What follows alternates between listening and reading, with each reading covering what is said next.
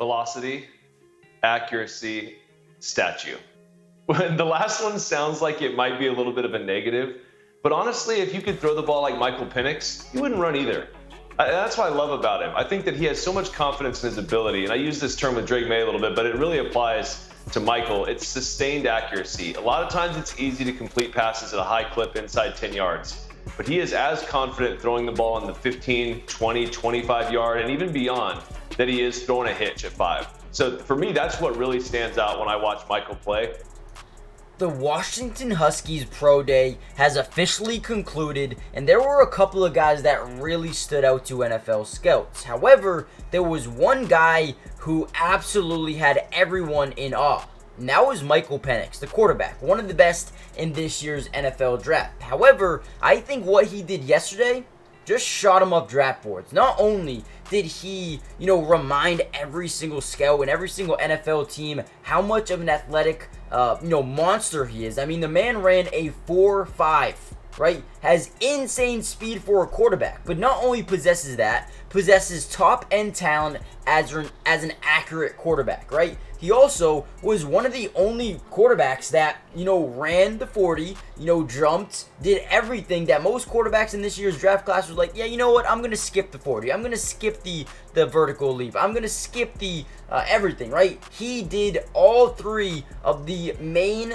quarterback numbers. He did. He wasn't afraid. He said, let me showcase what I can do. He also turned in a vertical jump of 36.5 inches and a broad jump of 10'5". Guys, this man is an athletic freak, but also is as good as a passer as anyone in the NFL draft. Now, I know some of you guys are probably saying, well, a 4.5 it's not amazing. Well, actually take it into consideration here. One of his wide receivers who is projected to go in the first 2 or 3 rounds here, Jalen Polk, actually ran a 4.52. So basically the same numbers for a day 2 top end wide receiver target. Guys, listen, Michael Penix has all the athletic ability in the world to be a dual threat quarterback. Not only can he run, not only is he one of the fastest quarterbacks in the draft, but also is one of the most accurate as well, right? And the number one thing you need, if you're trying to build a team and finding a quarterback, accuracy is the most important thing, right? And then secondly is being able to extend plays, like a Patrick Mahomes, like a Josh Allen. I think Michael Penix can do it both, right? And I know the one knock on Michael Penix is his injuries. He suffered multiple ACL tears. But listen, if this man can stay healthy, he is one of the best, if not a top 2 quarterback in this draft class. And someone is going to steal him. Let me know in the comments down below who you think it is. Before we dive into some actual film and some Pro Day film, do me a big favor, hit the like button, subscribe if you're new. It is free, doesn't cost anything to subscribe. But also comment down below, who do you think lands Michael Penix in this year's draft? Let's get right into the video. I think accuracy, is the number one trait that NFL quarterbacks need to have. Oh, so Penix. Ooh. Okay. I think accuracy is the number one trait that Didn't say no. Oh! Easy, K. Don't give anything up. Hey, you got a lot of leverage right now. No, but that is a big deal.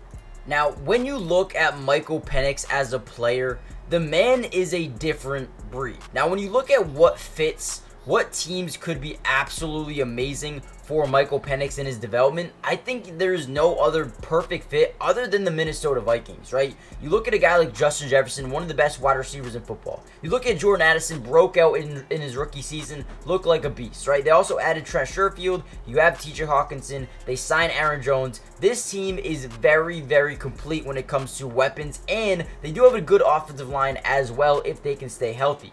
Michael Penix could step in, be a little bit of a backup for the first 8 to 10 weeks, and then take over. And that's really what you want your quarterback to do, is be able to stop, right? Not be your day 1 starter, but then learn, develop, and then get thrown into the fire after 8 or so weeks when they've adjusted to the game speed and whatnot.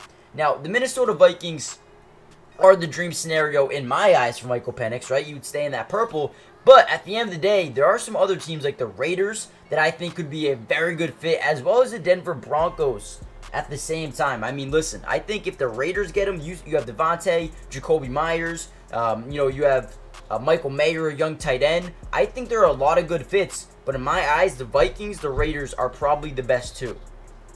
Now, really quickly, this is a play that really stood out to me when watching Michael Penix film. What we're going to see here is we're going to get a route that crosses over the middle, and then we're going to get a seam route by a tight end, okay? So watch how Michael Penix goes through these progressions. So boom, we're going to get a snap here, drops back in the pocket. Quickly going to look off to the left, and you know when you're playing zone defenses, you can really force where the safeties go just by turning your head. So boom, I mean, real quickly, within the first couple of seconds, he starts off by looking lefts, read the defense on the left side, and then boom, let's turn my head. What are they doing on the right side? Boom. Now he has a full analysis on what the defense is running. So boom, we're going to get this vertical threat, and then we're going to get this crosser. So now we're looking at this man right here. What are you going to do? Now he's playing catch up. Turns his helmet, turns his head, obviously, right?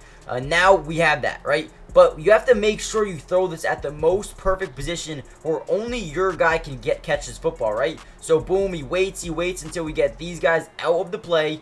Boom, and now he throws it at the perfect time under pressure as well. Keep that in mind. He is about to get hit. Okay, so now looking at this tight end, looking at this DB or linebacker, whoever he is, where do you think this football needs to be placed? Backside shoulder, right? This needs to be over here, a little bit behind him, because if you lead him, it could hit off this dude's back. He could, you know, if he turns around, it's an interception. It'll be really a bad throw if you throw it leading him up the field. But if you throw it behind him slightly, look at this throw. Unbelievable. This is unbelievable, man. Michael Penix accuracy, you know, throwing with anticipation is unreal. Okay, and if you thought that was an accurate throw, watch this one versus Oregon, one of the best teams in college football last season. Let me turn this down. Let me slow it down for you as well so you can really see it. So we're going to basically get just a one-on-one fade to the front left pylon, right? Penix drops back, plants that back foot, and throws a dart. Look at this. Great footwork, and look at where this ball is placed, guys. For 1 second, look at this. Boom. Oh, dude, you don't see this every day.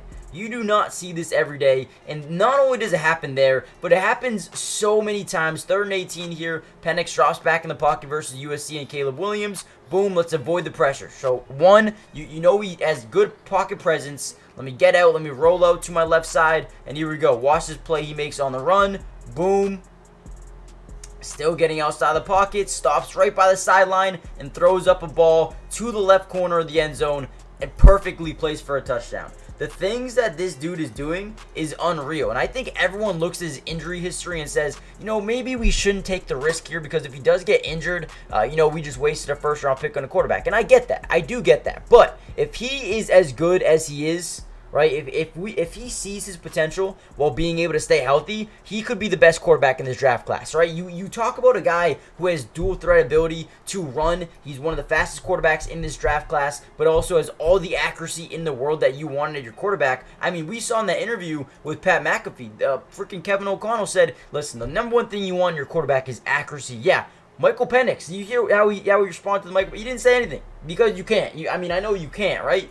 But Michael Penix has the accuracy. He can make any throw you want him to make. He has great footwork, great pocket presence, as well as being able to run the football as well. I mean, watch this dude sling the ball. I mean, it is unbelievable. Look at this throw, man. Look at the throw. Unbelievable. This one is unreal as well. I remember watching this one when it happened. I was like, dude, there ain't no way you're telling me Michael Penix ain't going to be one of the best quarterbacks in this draft class.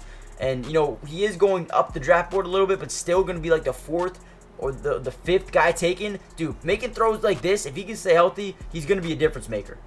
Yeah, now I just feel like I'm a leader. You know, I'm a leader, and I'm a guy that's going to, you know, bring the best out of everybody around me. You know, I feel like every aspect I can elevate the guys around me and highlight them into, you know, becoming, you know, better people and players as well. So I feel like that's a good thing for a quarterback.